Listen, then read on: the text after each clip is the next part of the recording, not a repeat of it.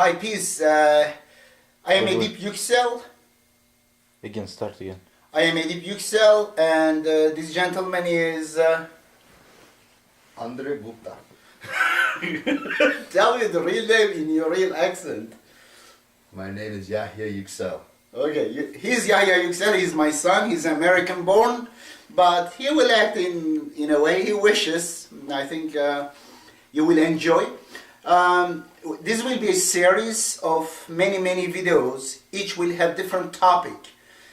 Basically Islamic reform, and we'll compare the Quranic view of Islam versus hadith and so-called Sunnah view of Islam. And this is a manifesto for Islamic reform. We'll follow some of the information here. I don't want really to miss. There is a comparison table here.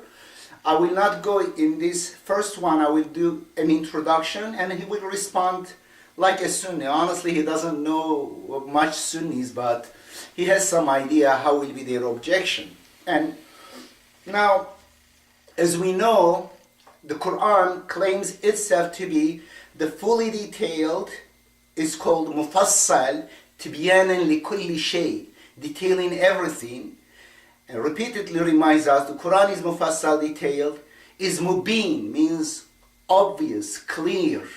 You could understand the Quran. Most of the Quran is muhkam, and person with normal mind, if they use their mind, they will be able to understand, mubin.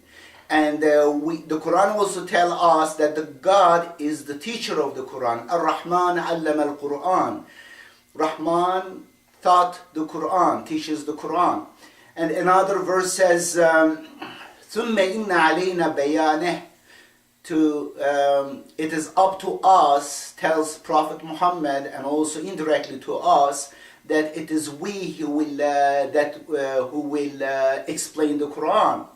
And in chapter 54, 4 times, in case you miss once or twice, 3, 4 times, remind us that the Quran is easy to understand. لَقَدْ يَسَّرْنَا الْقُرْآنَ لِلذِّكْرِ فَهَلْ مِن مُدَّكِرٍ.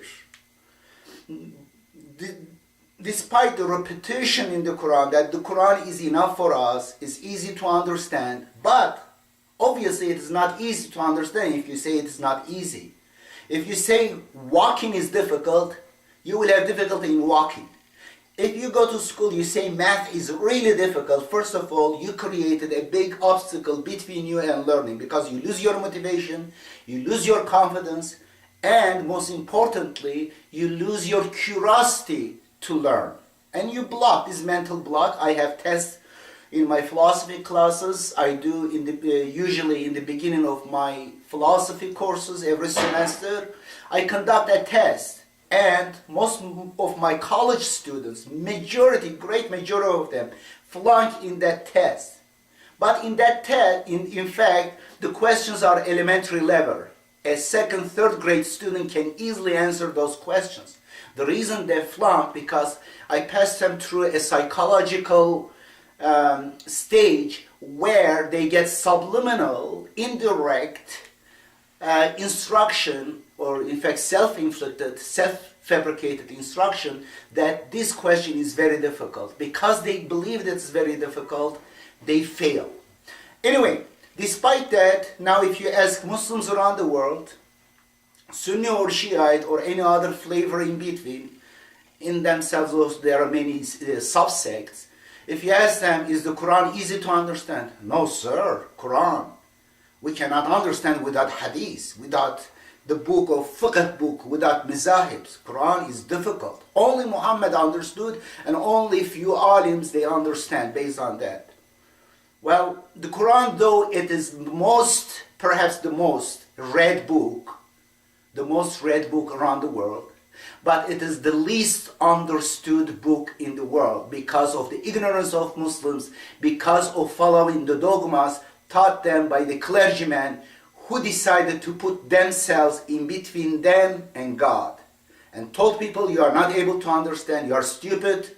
The Quran is a very difficult book, though it says it's easy, but trust me, don't read the Quran, you won't be able to understand. And then they fool these people. And the Quran became basically the least understood and least followed and the most betrayed book in history, a book that changed the course of history to goodness, to greatness.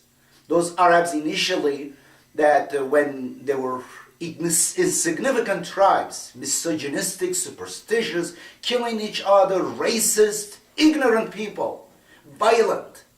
And with the Quran they became number one in civilization.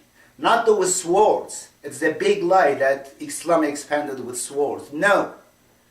Muslims did not have sharper swords or more soldiers than Byzantine Empire and Sassanid Empire. And they were not also Godzillas. No, it's a big lie. It was the message of Islam, the message of freedom, freedom from all the clergymen or the politicians. Be a thinker for yourself. Be a critical thinker. Be a free man. Only submit to your creator. Only submit yourself to the truth. By this way they became free men. And peace. Promote peace. Only defend yourself. Don't be aggressive with other people. And all humans are brothers and sisters. No superiority based on race and color.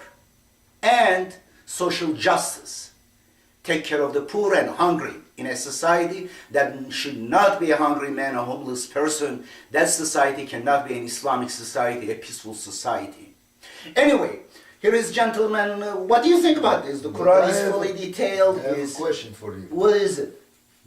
The question is, if you believe in Quran alone, where do I find the details of how to pray and practice Islam?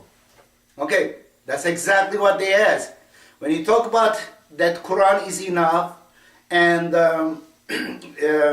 sufficient and fully detailed, the most popular question they come with it is, where can I find what? What kind of prayer? What details of the prayer you want? If I want to know which foot do I walk in the door with, what do I wash my hands, how far do I go, how far, what hand to put here, where do I put it when I'm praying? Oh my God! These are very serious questions I have for you. Serious questions in Messiah books.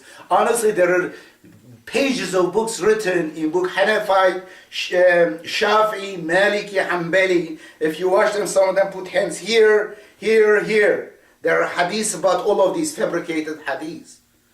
And what about bathroom? Oh, you're talking about bathroom? Which foot to? What is the problem with this? I have a very big issue with it. Which one? With what? I don't know what to do when I have to walk into the bathroom. What do I do and take off this, take off that? What foot goes first, what foot goes last? Do you believe the Quran that says it's fully detailed and enough for us?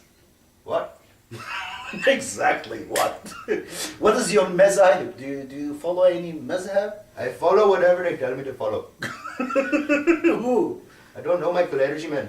Oh, I see, the clergyman. Gupta Sharma in Bangladesh. Yeah, I do.